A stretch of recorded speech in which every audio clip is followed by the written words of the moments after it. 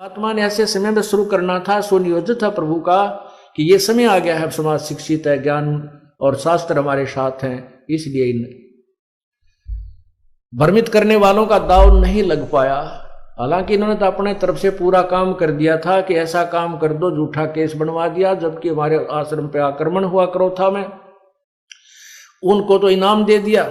ये देखो यहाँ के काल के इस कलयुग के न्यायकारी राजा जो आक्रमण करने आए, कानून हाथ में लिया, उनको तो इनाम दे दिया, उन पे कोई केस नहीं करने को तैयार, और निर्दोष जो अपने आश्रम में बैठे थे चुपचाप उनके ऊपर आक्रमण किया। और ना जाने किन कारणों से उन्हें अपने आप उनको गोलियों से, पुलिस की गोलियों से घायल हुए हैं।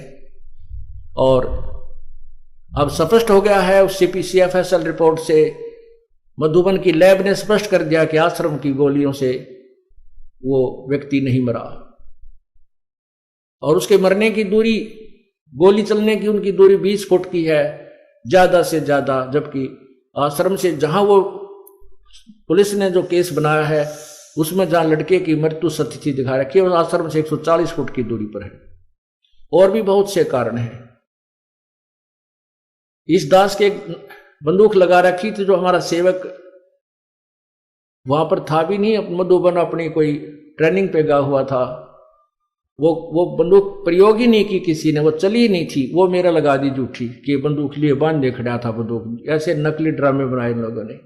रिपोर्ट में आया कि वो बंदूक से गोली कभी चली नहीं। हम टेक्निकल रूप से बता नहीं सकते कब चली, अर्थात इस कांड के दौरान यह बंदूक चली ही नहीं है।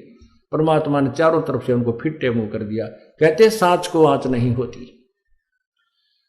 तो उस समय उन गुरुओं की बहुत चला करती थी, भोली भाली जनता थी। उन पाप आत्माओं को ये अच्छे मनुष्य, अच्छे व्यक्ति मानते थे। राजा लोग भी उनको अच्छे मानते थे।